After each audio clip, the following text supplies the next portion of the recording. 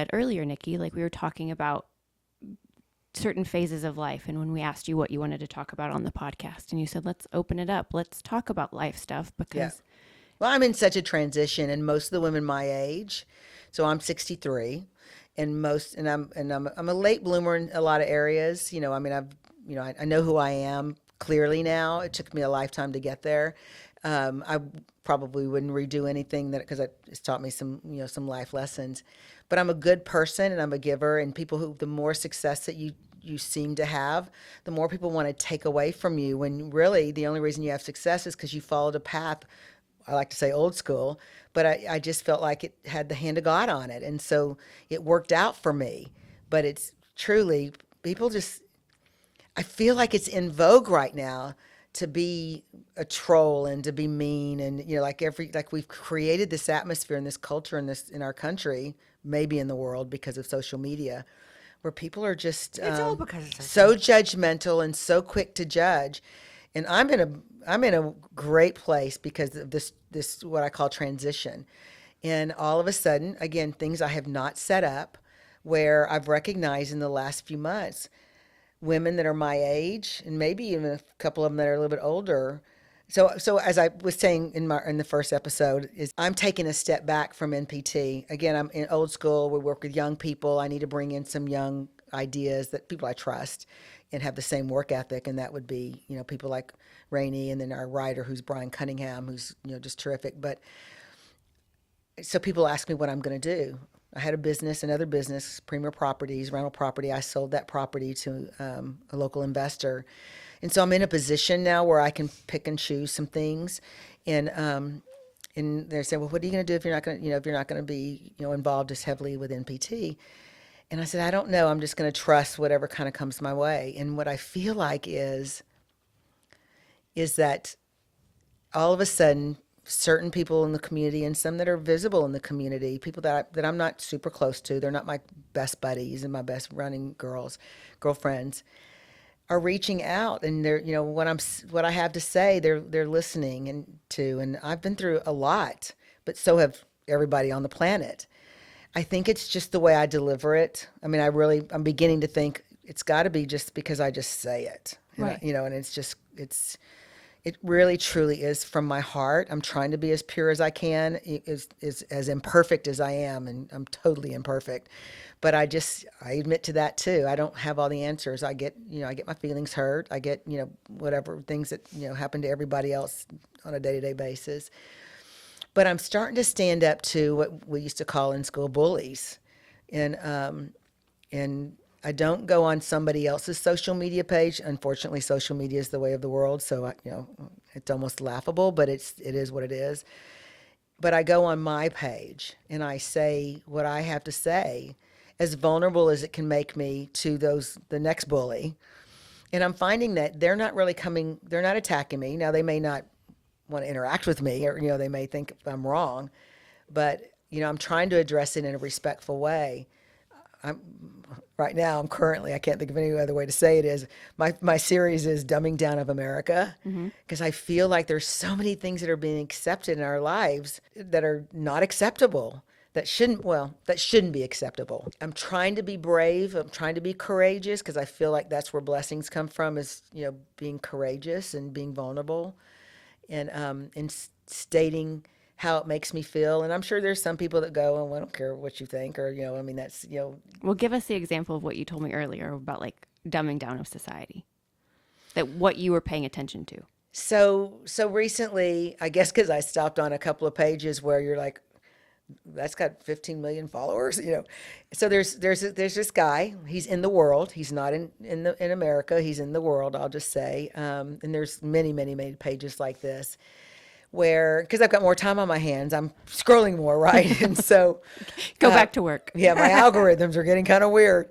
But it's a guy who's a big guy. He's obese and knows it. I mean, he's owning it.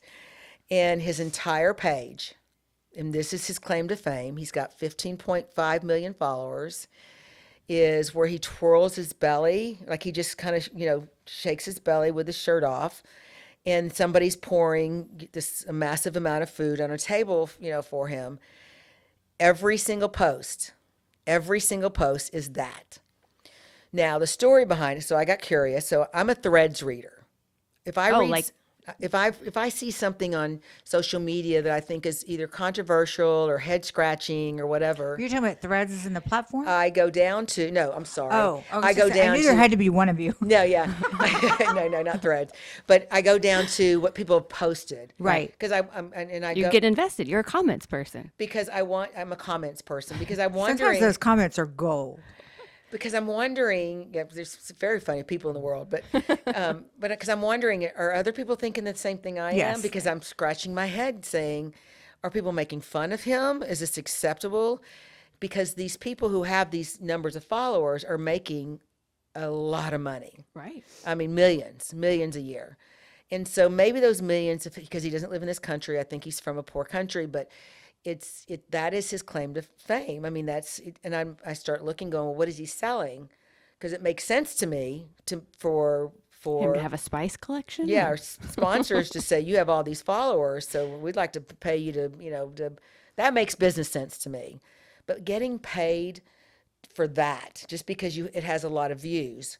So my comment on my page, and I didn't call him out. I didn't say who it is, because there's so many of them like that. It could be any, hundreds of people I'm talking about, because there's women as well that are just, their claim to fame is they're obese.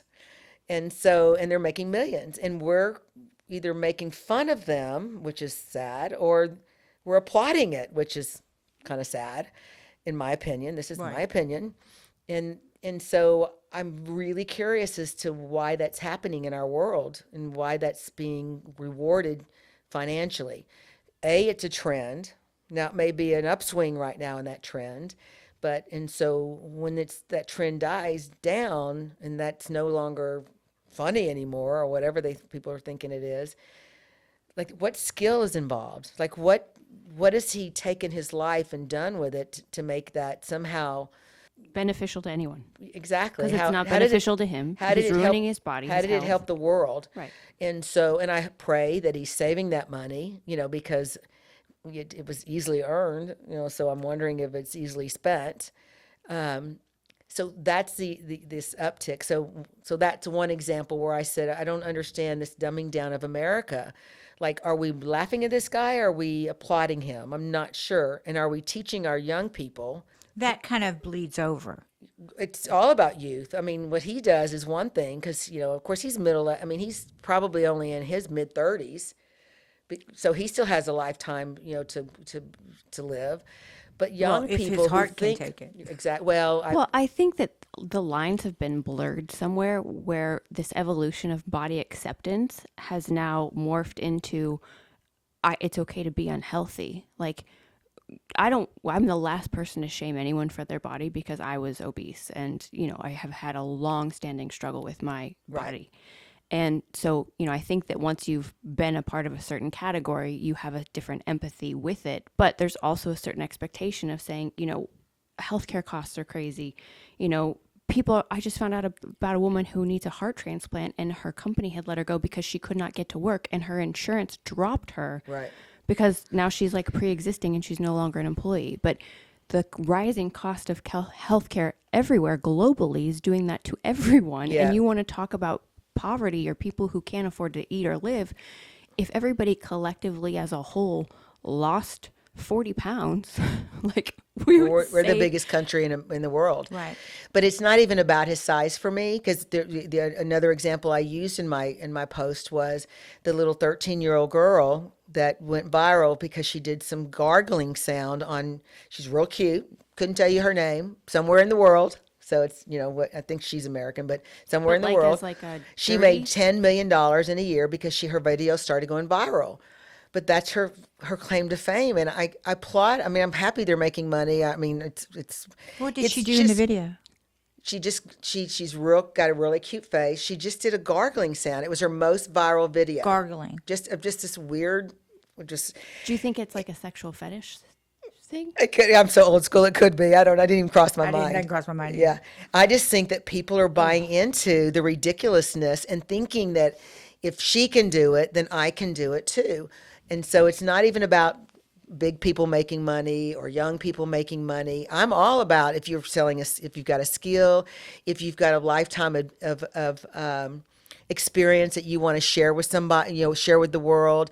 If you're a woman that's talking about how you got through a crisis and there's other women who can relate to, and you can save a life or save, or get somebody through that.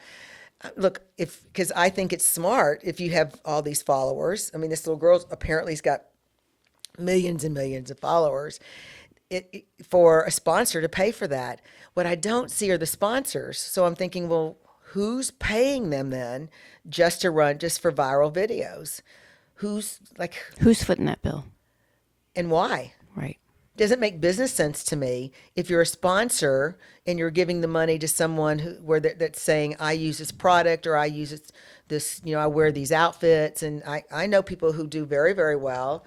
One of the highest paid, Forbes just did a deal, highest paid kids. Was he like 8 years old? And he goes around and says, Test "This the is a cool toys." toy." And this is I he get started that. when he was like 3. And Or he's his got the parents started. personality, I would say, back, to some of my young actors where I'm like, I didn't have that, but they have that special gift. I know exactly who you're talking about. And I get that. Because I completely get it, because he's special, he's unique, and he's articulate. I mean, that makes But sense he's to me. honed in on something that was already Exactly. a talent of his. That makes sense to me. But that was he didn't decide at 3. Right. I'm going to build an empire. Right. But the dumbing down part is where, what do we pay? We're celebrating people for doing nothing. We're It's giving. weird. It's just weird to me. I may be completely wrong and I'm missing the mark, or all these people that are saying, I'm going to make you money by teaching you how to do 3 reels a day. Why don't we teach them a skill first and then say, use that skill, and that's what you're marketing, and then there's a reason why you have followers, because you're teaching something. So that's how old I am. So because I don't understand any of that, and I don't even know if I want to completely accept it. I'd like to understand it better, but I don't want to necessarily say I'm in. I'm sold. I'm in transition in my life, and so one of the things we started out this conversation with saying is the transition is, if I can help other women, or if maybe I'll go on and and I probably won't make any money doing it, but if that's where my life is having conversations with people that, just validating that they're at my age, you don't have to accept this weird stuff that's happening, in the world today. Because I think we all need that. I have conversations with my best friends. We're all about the same age, and every one of us is in transition. Every one of us is trying to understand, and we need each other to understand and validate. You're about that time where you realize why they made the movie. Waiting to Excel. No. They were much younger. Yeah. No, yeah. the Thelma and Louise.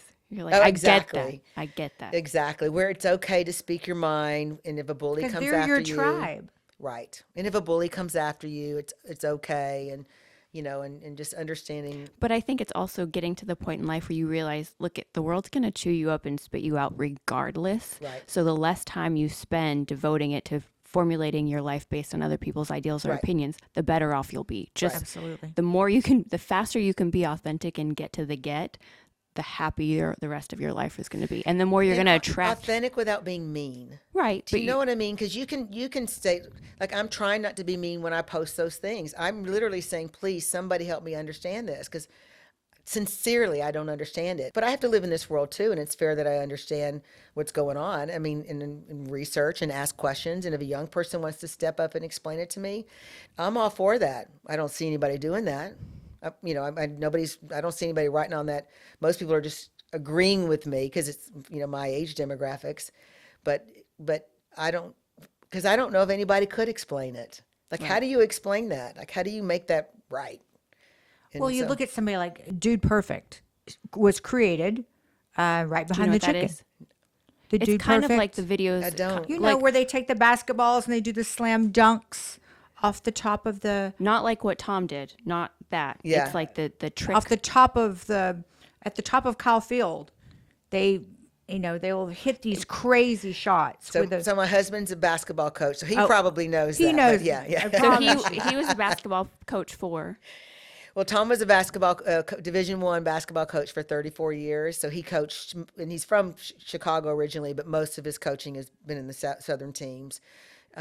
Mississippi State, Memphis. He was also did the Globetrotters. He was a coach for the losingest team on the planet. But that's a show, and Right. so really that was just him getting to travel But the that's globe. part of their shtick. Yeah, but that was just him getting to travel the globe. Yeah, Well, he that's loves to it. travel. Yeah. That's our little quick segue to if anybody was waiting for us to ask Nikki the question if she would be willing to be our first participant on the Listen Christy Love matchmaking segment. Oh, yeah. That's a hard no. She is happily married to Tom. Yeah. So yeah, check out his Globetrotter. Yeah, he's a good guy. Yeah. Yeah. He's on the phone. Like when I knew I was ready to kind of transition out and not work so hard, he retired about 6 years ago and he is on the phone 24/7. And I've learned that that's just coaches 24/7 talking basketball and still mentoring people and still trying to find placement for some of them and all that. And that was really hard for me to understand in the first couple of years of our marriage because I thought you were retired. And so now that I'm doing less work, I'm thinking, when is he going to get off that phone? But it's just who he is. It's who he is. So, so he works for free all day long. But you have so much knowledge to lend. And I don't mean just on the industry, just about life and people. And I'm just going to let God, just wherever the transition goes. And I can see kind of, it's really funny because about 30 years ago. So about 30 years which ago. seems like last week, by the way. Yeah, exactly. I was working in the pageant system with Miss Texas USA, and my girls basically said, have you ever done a pageant? Didn't grow up in the pageant system. I didn't grow up in pageants and all that. But as a married woman at the time, I did the Mrs. Texas pageant, and did fairly well, made the finals, and believe it or not, won Best in Fitness. I know how to do it. And maybe that's what I'll do. Maybe I'll transition myself into, getting more into fitness as I look at your producer over I there. know. Yeah, she's a fitness queen. But anyway, so I did that. And one of my platforms was, because I thought I was so smart, in my 30s. But during the pageant, my platform was helping other women. So it's always kind of been in the back of my mind of, just how can I make other women feel better? Because I needed to feel better. And, and I felt like I had grown through some stuff. And that was my platform, that I would work with other women getting over these hurdles and blah, blah, blah. And I thought it was so smart. I had no idea what was yet before me, or yet to learn. And so now, ironically, I'm back there again, where I've, sold properties and I'm, stepping back with NPT. And I feel like that's again where I'm being guided. I have no idea what that means. I doubt it'll be a venture capital business, something where I'm, turned into a business. But if I can fill my day doing stuff like that, or doing my week where I'm, having lunch with people who just need a place to vent. You can trust me not to repeat it. I mean, I don't, you can try. I mean, I know that's who I am. And I think that's the reputation that's been kind of formed over these years. I can and confirm. Yeah. Yeah. And so I just feel like that's kind of where it's going. And, so hopefully that's the transition. And, I want to make a difference. And sometimes we forget that maybe we have a little bit over the years, and because that Julia Roberts, Julia Roberts in Pretty Woman, where she said the bad stuff is easier to believe. Right. It's just sometimes easier, especially how you were raised, and it sounds like we were raised in a very similar. And why mess up a fun story with the facts? That's what I always say. Yeah, Right. yeah. It's just sometimes just easier just to kind of go Discredit somebody. or just play it down where it's because it wasn't really done by me. I mean, I was the conduit that God set up. I'm not smart enough to do what we did with NPT on my own. I'm not. I mean, I'll admit that. I'm not this great business sense woman because that's far from who I am. I just know that to spend, you bring in so much money, you don't spend more than you make. You just, you know what I mean? I'm smart enough to stick to the basics. And so I'm not creative business-wise that way. I just feel like it just was given the hand of God. And that's how I want the rest of my journey to go is to relax more. And I mean internally relax, not just beat myself up for the imperfections. And I'm sure many, many, many women at this age say the same thing. But, with God willing, we've got 20 or 30 more years to live. And so, Well, right. And I think the that's a lot difference of time to. comes with the women who decide at this point in their life to say, you know what, I have something to say and I'm not ashamed of it. Yeah, So exactly. I want to make a change. let me do that one thing. Like maybe I got this advice when I was a young woman and I applied A, B, and C, but I forgot to apply X, Y, and Z. Yeah. Let me go out and sow my seeds to make sure that I pass down whatever I've learned to that next generation, and hopefully Hopefully they listen. they listen a little bit harder than I did. I think a lot of blessings come from courage. And sometimes the best courage you can have is being honest, Right. and speaking up and saying your truth. And without trying to hurt other people. Like, I can tell my truth without naming names. If the shoe fits and people know, Right. that's on Isn't that's it on funny them. though when you put it out there, and not that you're calling names, when you say I see these reflections and they bother me, isn't it funny how people will private message you or Oh, wait, yeah. I think I know who you're talking about. Oh, yeah, they'll Wait, grab- 'cause if they you're know worried enough. about it being you. You've missed the whole point. Right, right. Because it's what's happening to me, and I teach this in our acting classes. When you're trying to teach a young person to be vulnerable, because when they get a scene and it's a vulnerable scene, it has to be real. Right. And You so have to pull that from somewhere. you have to pull it from somewhere. And I mean, usually I go through this whole lecture of there isn't anybody sitting in this room that hasn't felt what we're asking you to feel. So you have nothing to be ashamed of. We all gone through it, especially if it's an adult group where it's, we've all cried, tears. We've all been in fetal positions. I mean, of course, the younger ones, they associate with something different, losing a pet or, losing loss, but loss is the same pain to them as it is to adults. Kids tend to be a little bit more easier to get the vulnerability out than it is us adults. So usually it's my older kids that want to hold it back because they don't want anybody to think that they went through it. And I go, please, at your age, you've been through a breakup at least. I mean, you know what it feels like.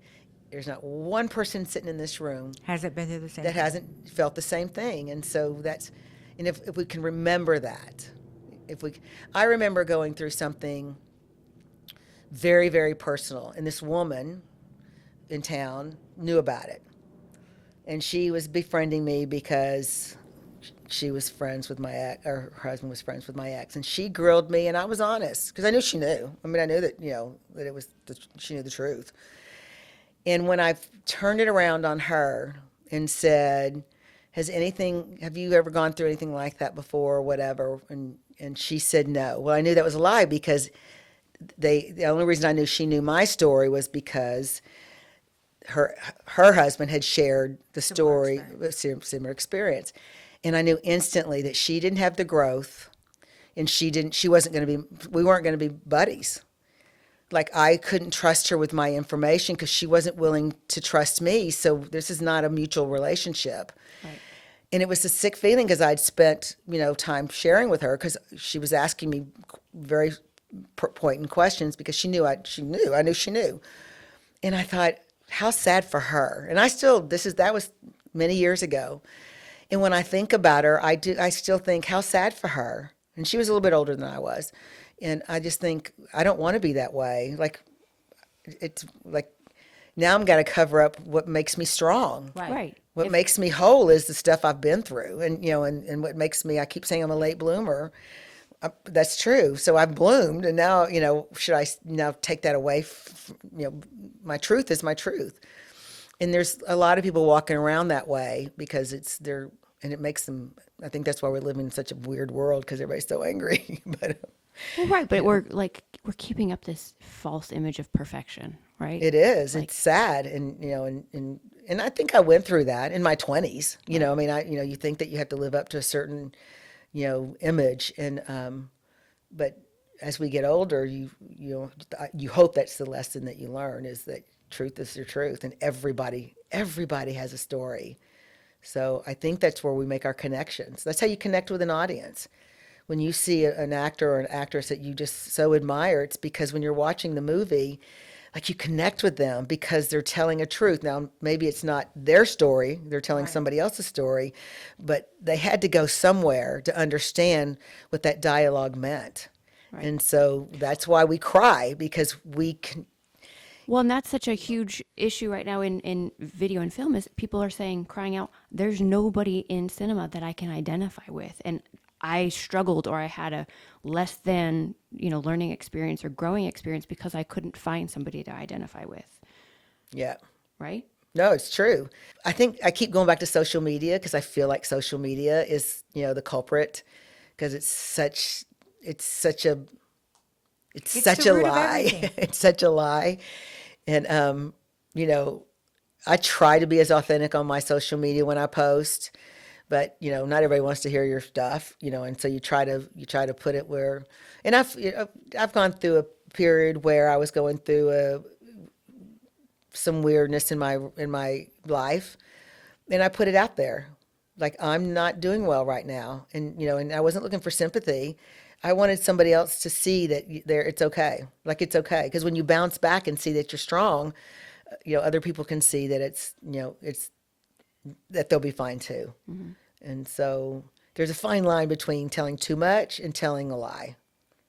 And so there's that dance that you do, but still, Or some of the degree that some people do it on social media that you're like, that's not even a lie. I don't even know what that is that you just posted, I know. but it is so Well, not people the can read truth. desperation pretty quickly too. Right. I mean, and that's for me. When you see those posts, it's really like they don't see that you can see the desperation, but people are smart. The audience is very sophisticated, and they can see. And that's what an algorithm is your audience. Yeah, yeah, So if they pass it on and they see what they like, and now it used to be, I can remember years ago, what's your 8-second elevator pitch?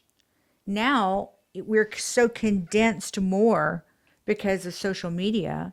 It's like, what can you do to stimulate me in 3 seconds? yeah. Hook me I know. in 3 seconds. And it works. I mean, they do psychological tests. I mean, it works. It is to mess us up. And as adults, we can kind of say this out loud, and we can acknowledge it, even if we're in it, and even if we're trapped in scrolling too many hours a day or whatever. But young people can't. Like, they don't even have the tools to understand it. I mean, to completely understand it. And there are some exceptions, obviously, because they're smarter than I'll ever be. But at 12, but.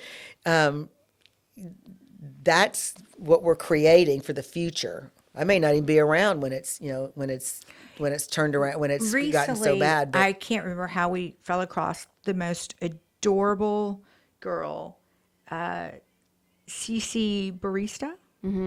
And she doesn't say how, but she's had a traumatic brain injury. And maybe she has, and we haven't seen that part. I'm not sure. She says on her bio That she's about had- her, yeah. yeah. And so she starts off every day. Or maybe more than once a day. She does like a little short, a day in the life of a 29-year-old barista, and she shows picking out her sneakers, how she makes I'm not a coffee drinker, but she does the Yeah, she did, espresso yeah. fancy. If she goes somewhere, these are the places that people have recommended for her to try coffee. And she has the most positive attitude. And how many followers? Oh, I mean, millions. Okay, but the thing is, and I think too, it's the platforms.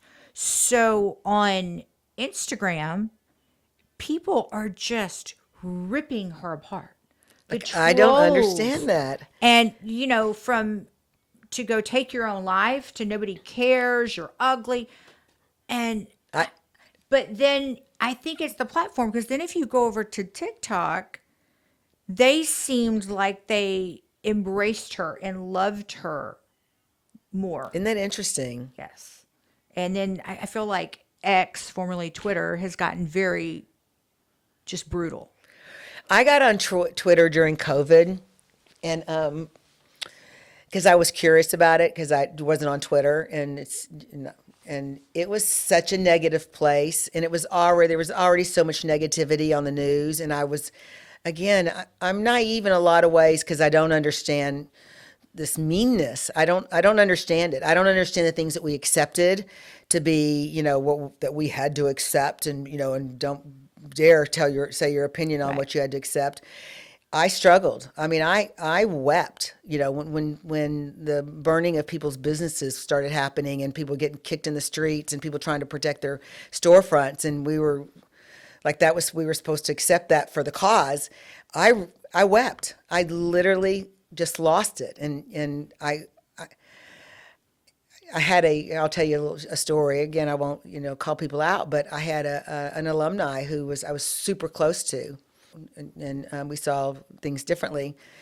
And he had posted something very negative on his Instagram, and I was worried about him. And we had a great relationship. Whenever I went to LA, we'd go to dinner. He was always included in our little small group of people that we got together with. We were close, and he posted something dark, and I reached out to him and texted him and I said, "Are you okay?" And he said yes, and started out a little love fest. And then he said something, "I don't need anybody calling me to see if I'm okay and hug me or whatever." And I said, so I'd written it, "I would hug you if I saw you, but that's the relationship we had." And he turned on me, and he just got really angry. And he said, "What makes you think you can say that based on what?" And he was insulted that I had, Reached out to him? well, I guess disrespected what he had His posted on. opinion. Well, disrespected because he said, "I don't need a hug." And I said, "Well, I'm not like Mama Nikki. That's what they call me, Mama Nikki." And so, it was just everything. It was all I could take because we were close, and I wept and I wept and I just couldn't stop crying. And it was just everything, though. It was just a whole purge. Well, I had gotten on Twitter, and the negativity that was coming from Right. Twitter was, I couldn't breathe. I got off of it. And I'm not back on. I mean, I haven't gotten back on it. I think I do have an account with X. Is that what it is? But I've never posted anything. I don't think I have any followers, and I don't, maybe following one or two people. But for me, it was too negative. It was so, the bullying and the The meanness. bullying. I just couldn't. I couldn't do it. I couldn't, because my system, it couldn't take it. I mean, I'm Facebook and mommies, and and posting pictures of my my Or that dog, and realizing that many people have that many negative thoughts. just, it was so mean. It was such, I couldn't even put it in words. That was one of the times I posted on my social media saying, "I don't know how much more of this I can take. I'm mortified." And people reached out to me, and the funny thing was, again, this is God's intervention. Somebody from LA that happened to know the same person mutually had seen the same thing, and so they actually texted me and said, "Are you talking about?" And I said, "Yes." And they go, "You just got to let them move through it." And so, but I haven't spoken to this person since then. But it was such a dark time, and my system is not wired. I couldn't. I mean, it makes me want to cry just thinking about how it was such a dark time. And Twitter said, I mean, I don't know. I mean, and our young people are on this. That's what we're I mean, preconditioning them to. that our young people are reading this, and it's like it makes it okay because that's what they've seen over and over and over and over again. Their parents do it. And the world is doing it. I mean, maybe their parents may not even be on any of these platforms, but enough people are, that are their age where it just conditions them to think that you can say anything. It seems like all conversations, whether it's business, enterprise, entrepreneurship, kind of drifts towards anything social media, the Kardashians. And then, that mother, I believe, is just brilliant. Not saying I would have done the same things, Right. but she should at least be teaching a class at Wharton or Harvard. Yeah. On how to build an empire. How to build an empire. Yeah. And I've seen people that, "Oh, I knew them when those kids were little." Everybody wanting their 15 minutes, and Right. no surprise to me that she turned them into really, because I mean I've watched her interviewed Yep. on Forbes and some other places, and she's like, "I didn't have any other choice. I was a mother with all these children, and when I met Bruce Jenner, he was broke." She said, "So I'm trying to support the whole family being an airline stewardess." And, Yeah. again, they all acted like it was overnight. Yeah, I don't follow any of them, so I don't even know their backstory. I mean, But I yeah, kind of know just enough. want to know how thick their skin is. Because now that they have, nieces, nephews, grandchildren, things that are coming up, it's just, how do you protect? And I would love to know, hearing from them, how do you protect your children from the ultimate trolls? because they're coming after the parents, they're coming after, and it's different how we handle things at 20, 40, 60. Yeah. You know, I'm not, even at 60, I'm not wired. I'm not wired to handle that. Now, I could handle defending myself if they want to comment on my opinion, right. on my page. If they're real ugly, and I mean, if they're just somebody I don't want to associate with, I block them. I mean, people say, "Oh, you shouldn't block people." Just they're just say, I block a lot. I mean, when I advertise for NPT, and I get people that say, "This is how bad things happen to your kids." My parents go every step of the way. They're at every workshop. I mean, if their kids are underage, and so they don't know me. I block them. I mean, they don't get to be a part of my world No. if they say that stuff. And so if that makes me, again, there are people who say I can't believe, because you just let them speak up and you should just let it roll over off you. I can't let it roll off me. I No. block them. I bet I have They 60 don't deserve people real blocked. estate in your life. No, of course not. And so I'm just wired differently. So I don't really follow a lot of the tabloid stuff. That's why, like a lot. You've lived 16 lives, so so I used to work for a tabloid. yeah. And so I just don't follow a lot of that. When I was younger and wanted to be in the fashion business, I got every magazine. I copied every trend. I mean, my friends in high school could say, "Remember when you wore those yellow boots to school?" I remember when you wore bobby socks with your high heels, and I used to do. But all I can't of that. remember what I had for dinner last night. I used to do every trend under the sun because I wanted to be in fashion, and my mother is Italian, so she would get all these Italian books, and so I was always ahead of the curve, but I didn't know I was weird. Like I would show up to school and go, "Darn, I did it again," where I didn't know when I was Whoever told you prepping you were weird was lying. that it was You're not weird until I got to school and got the responses. So I was always kind of considered a little bit of an oddball in school. So that's That's why we clicked. Yeah. I have this So- story. These two classmates of mine, we had a two-story high school, and you had to cut you weren't supposed to cut through the library to get from one upstairs to the other upstairs, but if you were short to class, that was the cut through. And I was running to Spanish, and I had on a three-piece suit with skirt and high heels, and I go jogging through the library where it's pitch quiet, and one of my friends, Sherry, looks at my friend Jordan and said, "Just another day in the office." But that was how I gauged most of childhood, was like, Yeah. how's my outfit going to be received by my school peers today? Yeah, I was raised in a very strict environment, but I got to, I didn't get to wear anything risque, but I would put together stuff because we didn't buy clothes. My mother taught us to sew very young, and so it was stuff I'd put together. And, I didn't know I was weird because, I ran with I ran with a popular crowd, but I wasn't the popular one in the group. Does that make sense? Yeah, like the eclectic crowd of. Yeah, well, I was on drill team, but I wasn't. So my mother was really, really strict, and so she was. If we were going to do anything, if we were going to try out for drill team, if we were going to try out for cheerleading, we had to pay for it.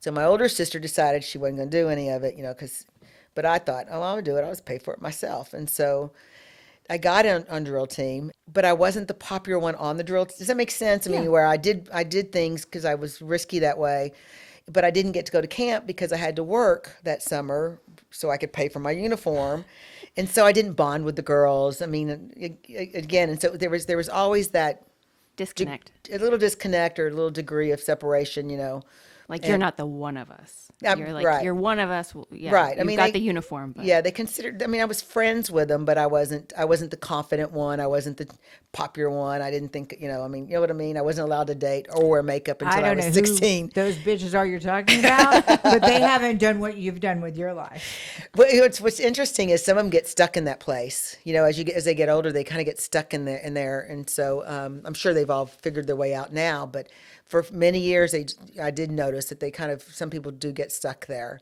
And there wasn't any place. I was trying to find my place. I didn't, Right. I was still trying. I don't go to reunions that often. The ones I love, I still love. And, I don't, it's for no other reason. I don't go to reunions. I went to my 5th year reunion and one of the girls came up to me and said, "I thought you would be in Vegas, doing whatever." And I thought, what? Like stripping? No, I think she just meant maybe, Showgirl. I don't know what she thought. And I See, took, she thought you were the queen of the drill team. no, I took such offense to that. Personally, I didn't get onto her or anything, but I was so offended because I thought, well, you don't even know me, but I'm not sure what that's supposed to mean. You know, I mean, I don't, I just, because I was there was always that little bit of separation. So now, hindsight as an adult, She was I was a bit complimentary. or probably just a bit of a mystery. Does that make sense? I didn't know that. I didn't have confidence enough to know that maybe I had Right, but something because worthy to offer. people couldn't put you in a box or label you as, Right. oh, she's a And I this didn't know girl who or I that was girl. either because I was insecure. You know, I just wanted to fit in. And so I wasn't sure what it meant then. But as an adult, I can go back and say it might have been a compliment. And if it wasn't, it doesn't matter either. But there was an enigma attached somehow because I wasn't the cheerleader. I was on, at the time there was only 30 drill team girls, now there's 130 or whatever. But even then, because my older sister didn't try out the drill, and she was the drill team captain was the drill team sponsor was our therapist or our counselor in school, the counselor in Counselor? school. And my sister had gone to her because my mother was very strict, and she's still alive, but she was very strict. And so my sister had gone to this woman and why she gave her the reasons why she couldn't try out, and then I show up and try out and get on. So she had something. There was something. So every other week she would cut me. You had to try out each week to see. And You do? well, I don't know about today. This is 30, 40, almost 50. This is Look, I don't have to worry about this that. is 40, Rigid. 40. She was but she was. I'll say this. I will say this. She was weird, really, really weird, and had her own issues. And as an adult, I can say that because I now know this woman had some issues. But she would cut me, the drill team captain would say, "I'm not sure why," but she just apparently thought I was so good that I was going to get to do it, and my sister didn't, and You need to be knocked down a peg? a bit. So she didn't know me because I was so insecure in high school. I mean, like most people, but I'm always at amazed at young girls who are super secure at that age because I just did not have it. But I guess it appeared that I did. You know what I mean? So You faked it. I guess I don't even. I mean, or maybe I had more to offer than I thought. I think her personality just exudes that everybody just assumes. Maybe. Yeah. I mean, I can't, and if I can give that to someone younger and start, not to feel that way. And I Well, feel like, when they do this, Yeah, I think it's kind of like that young girl thing where you look at somebody and you admire them and think, obviously they're confident. Like, how could they not be? That kind of maybe. thing. But I was so insecure. I honestly didn't start really changing out of that severe insecurity till probably my 30s, mid 30s, where I just didn't, because I'm an enabler and I'm a pleaser. Didn't feel the need to please everybody. Yeah, I started growing out of that about my mid 30s. But again, it's always discovery. Even in my 60s, I'm discovering stuff that, I'm saying things today that I wouldn't have said definitely in my 30s. And I'm surprised people are still disappointing me that I allow it to happen. That I believe people, they say, I want this for you or that for you. Or, Right. or that is so fantastic that you're doing that. And then you hear something, you turn around, that person was trashing you. And you're Yeah, like, really? I know. Really? I don't know if we'll ever completely outgrow And who that. I get mad at because is we not have them, feelings. it's myself. Right, because I think what we do is I just said to Nikki before we started filming is you let go of expectations. The second you dissolve yourself of any expectation of anybody else, whether it's your parents, your siblings, your lover, Spouse, whoever, yeah. I expect nothing of you. So expect nothing, delight in everything. It's so true, Yeah. right? I'll be surprised that you did X, Y, or Z today, or that you didn't say this, as long as I have no expectations. Yeah. And some people think that's a sad way to live, but I think it sets yourself Oh, up for the best therapist will tell you a different you're kind just of boundary. Yeah, yeah. You're putting the pressure on the person, Right. somebody else, to make you happy. If this makes you sad, you've put that pressure onto somebody else, and so. I like to tell people I've had a lobotomy. We were at dinner one time with another couple, and the husband was a doctor, and I said that jokingly, and then I said it, I guess, an hour later, jokingly, that since my lobotomy, and he goes, "Okay, we're going to talk about that." And I said, "Okay, I really didn't have a lobotomy. It's my figure of speech that I just let some things go, and it's amazing how and scientifically." My cortisol levels, usually when I have a blood test, are through the roof. Mine Even when I too. don't feel stressed, I'm like, I don't feel stressed. And they're going, well, your levels are really high. And just recently I had, full blood panel done. And I said, well, my cortisol levels are going to be high because they're always high, and they weren't. They were, I mean, they were great, and so and it's since my lobotomy, and so I haven't really had a lobotomy, all the listeners out there, but you just let some stuff go, Right. and but I don't know if we'll always be 100% where we're okay if we hear somebody say something about us that you just know is not factual, it's just not the truth, or it wasn't your intention, and where it doesn't hurt. I mean, we're always going to have feelings. That's And I'm true. not sure I want to change every bit about me about that. I mean, I like who I am, and I like if I'm generous and I'm disappointed that some people aren't grateful in return, that, I'd be the victim. And I'm not a huge fan of Oprah's anymore. I used to be a huge fan of hers, but I'm not anymore for other reasons. But She didn't invite you to her birthday either. yeah. Bitch. I've outgrown all that, putting people on pedestals and all, people go, oh, do you know so-and-so? And even if I do, like it doesn't, it's, I mean, cause I work in the business of, the actors, and like, they're just people to me. I mean, they're right. people who do a job. So I don't put them on pedestals, but Oprah once said years ago when I was just, breathing every word and taking in every word she said, of course, she brought great people on like Maya Angelou and, who I think Right. was amazing. But she said one time she had loaned some money to some friends or to a friend, and the friend kept, would call and just chit chat and never bring up, when she was going to pay her back. And she saw that she was, on her feet and could, pay her back, but she just never brought up this loan that, that Oprah had done. And she'd hang up, and then she'd say to Stedman, how, she was just so angry that this woman she's not really my friend, and blah, blah, blah. And Stedman just calmly said to her, then don't give out any loans anymore. I mean, just again, that's the expectation right. of gratefulness. And so if you're going to do something, just do it, and don't expect people to be grateful To reciprocate the same. or to reciprocate.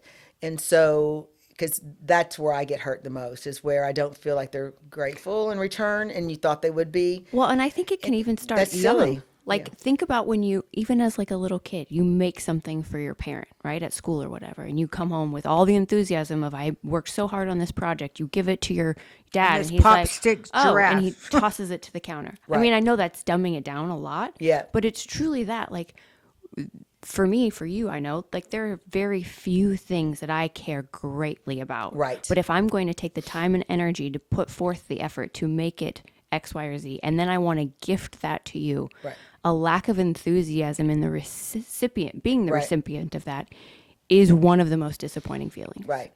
But I think you just get to a place, and I have to talk myself, remind myself, is that you just, God saw it. Like, he saw what you did. The universe knows who you are. Right. And you're going to get back not what they give back, whether it's whether it's gratefulness or not, or whatever. You did what you did because that's how you're wired. I would say most people are givers and want the same thing in return, and that's some gratefulness. I think, but I have to remind myself that the only thing that matters is what I'm going to get back for being that way. Like, I'm not smart enough to figure out my life to turn out as well as it has. I'm not. Like, I didn't set out to plan it this way. I wouldn't even have known how to do it. But I keep reminding myself that what I did worked. And if that meant having some hurt feelings along the way, it didn't change who I was. It was just the price you It was a paid. lesson they had to learn. I mean, because I do learn a lesson. I mean, I'm not completely dumb, but I mean, I do learn a lesson and say, okay, now I just know who they are. It doesn't make them bad. It just makes them, that chapter is closing. And so, because it's what manifested the goodness in my life. I mean, I say to people, I feel like I have some resources because I was willing to let those resources go, and, and be generous with them. And I feel it's going back to living a life of scarce. When you live like everything is scarce, you hold your hands really tight. But if you release your hands and you release, then, you have your hands are open for what comes back to you. And so, again, I wasn't smart enough to figure. I feel like that's just the way I'm wired. That's why I can't be on Twitter, because I'm wired differently. And so instead of saying, "Oh, poor is me," as the victim, because I would play the victim, I would be so hurt and I would cry and I would tell whoever my significant other was at the time how, poor pitiful me. This is what they did to me.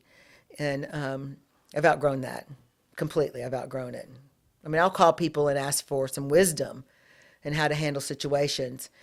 But I don't, I'm not the victim. I look I'm at it now. of my choices. If you show me who you are, thank you for doing that so early in our relationship. Maya Angelou, when people show you who they are, believe them the first time.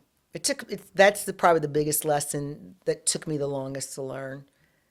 Because I expected so much more, and you got to drop those expectations. One of my very best friends, one of the first pieces of advice she gave me when I was young, I was in my early 20s, and it just stuck so hard. She said, Alyssa, you cannot love people for their potential. And I was like, oh. Isn't that great? Yeah, no, and it's because true. it just conceptualizes everything about how you, like, oh my God, yeah, of course I look at this person, I see this person, and I see everything about them that is or could be or will be fantastic. But if they don't have the effort, like you said, to put in the work to get there on their own, or even with some encouragement, you have to have the ethic to want to get there. Right. And if you can't, I'm just loving you for my imagination anyways. I was telling Reagan before we started this podcast about this restaurant that's opening up in Houston. I happen to know one of the chefs. He's pretty well known in the Houston market because I lived next door to the family when I was in the Woodlands. And so we're not running buddies. We follow each other on social media, but I wouldn't even call him a friend. I mean, we just know each other. But I've been away from the Woodlands now for 10, 12 years. And so he's opening up a restaurant that's geared towards pink. I'm sure they're, it's towards, women, and everything's pink, and you can order champagne by pressing a button. And, so it's just a different concept. Houston Chronicle did an article, a social media article it came out on yesterday, about 3 days ago. And the hateful comments from people that are just so angry. And you know why they're angry? Because the article said it's female forward. It's because everything's pink, and they're playing up on the whole Barbie thing, and I'm sure whatever. But what does it matter? I mean, nobody's forcing you to go and eat at this restaurant. And when I say comments, I'm talking about hundreds and hundreds of comments, where it's like, first of all, I didn't think that any people were that interested in the opening of a restaurant, but the meanness and they're mad because it's pink. Because the article said it was female forward. So all of these angry females apparently in the world are mad because it's male run, because it's male chefs. And so it was stated that it was a female who did the interior decorating, but people they didn't read it, so now they're dogging the decorations, and it's all pink, and it looks barfy, it looks Pepto-Bismol. Don't go. Then they shouldn't go. Again, it boggles my mind that they're wishing them ill. Right. When people have spent hundreds of thousands of dollars to open up a new concept, a new restaurant, they've invested their life savings into something. Maybe I'll go to the restaurant, maybe I won't, but I'm not going to go on, a page and beat them up. And, they feel privileged to do that. That's what they're doing to Taylor Swift. That's what they're doing to Travis Kelce. That's what they're doing to people on social media. I don't like it. I don't like the world that we've created, and I don't know how we got here. I don't know if we can come back from it. I mean, I find that I think God can get us out of here. I agree, but when I go on Instagram now, I'm looking for people who are making like homemade sourdough starters at home. Like, who are the people who are getting back into the homestead? Like, exactly. But people who are invested in like in not the quick fixes of things, and like old school stuff, things that are harmless that can teach somebody else like something. Nourishing their family or feeding them a healthy meal, or getting back to how we take care of ourselves or take care of the people that we love, versus like you said. I'm probably one of 3 people that wrote something nice where I just said, I wish this restaurant well, and it got laughs. Isn't that so pathetic, though? I did that as a test. Americans, we think that that's okay because we see another country like the UK trashing Harry and Meghan. Maybe. They do the psychology of it all, it fascinates me. But if acting you is are, a study of psychology, basically, and so but if all you of are this a Miss, fascinates me. But if you're a Miss Universe and you're from the Philippines, you can be president. That's how they elevate. Oh, right. No, I don't know where the but psychology no one is a started bigger and bully where it than the ends. Brits. They invented the tabloid. Right, exactly. I was going to say in their press. I think people's hate for, our politics and our division in our country probably gives people think they have permission to Well, do it makes it. us an easy target. But I just think people are they're angry, but I don't even know what they're angry about. I felt that way even during COVID, where people were just so angry. And I understand we're all locked up and we're all, COVID and all this stuff and all this craziness that was going, that all happened at one time. And so it was emotional overload. For me, it was emotional overload. But I would see people in the streets that are just screaming at a cop standing there. All he's doing is standing there, and they're 2 inches from his face, spitting at him. And I'm just thinking, seriously, like, what are you really angry about? Like, Right. because none of it. I don't know if I really want to understand it, because then you would have to kind of get into understanding something that's not meant to be understood, and I don't want to have compassion for it. I mean, I could think- have compassion for the anger of this poor person who's living their life that way, but Again, I think there's more people not out there sharing a bad or a negative message than people like us sitting, trying to reinstill good thoughts or values or principles or ways of living. And the more the bad narrative we've gets lost our shared, way. We've definitely lost our way. the more other people who have had those negative thoughts or feelings cling on to it, because they're like, this person identifies. They have this. They're angry too. Oh, that means I get to be angry about this, and I can get to be an asshole. And But you can go to your page and you can write whatever you want, because it's your page and people can choose to follow you or not. And unfortunately, a lot of them get lots of followers. But to go on somebody else's and trash them, you've never even crossed the threshold. right. You have no idea who these men are. That, You for have instance, no idea how hard they worked. the money, the life savings they poured into this. They took a risk that you probably, the keyboard bully warrior that's behind the keyboard. Absolutely. When did that become acceptable? And I've didn't lost some it. of the platforms used to restrict, like, do they restrict it anymore or remove it or ban it? Like Facebook, right? Will ban hurtful, hateful comments. I don't. This is on Facebook that I'm proudly talking to about. say I've never been put in Facebook jail. So I don't- Oh, there's a first time for everything. Yeah, I've never been put in Facebook jail. Me either. Knock on. Reagan, you? I've not been in Facebook. jail. Okay. Yeah. No Facebook jail here. Dumbing down of America is as hard as as mean as I get. So if you've enjoyed listening to the second part of episode 4 with Nikki Pederson, NIKKIPEDERSON.com, you are more than welcome to hit her up on her website or her And Instagram. we'll have her all linked up. We'll have her link in the Dropbox below, where you can like and subscribe to Listen Christy on YouTube. And hopefully we'll see you back for episode 5, which we hope to have a guest on who's a very special guest, and we've actually partnered with in our nonprofit, Canines for Kids. His name is Timber, and he's invented an incredible AI software program that will revolutionize safety in schools, in buildings, for retail. I mean, the list goes on and on. I can't wait to have him on the show, and hopefully we'll have him here next week. Wow, sounds exciting. Yeah. Okay, well, as we wrap up episode 4, section 2, say goodnight, Lucy. Good night, Good night, Lucy. Lucy.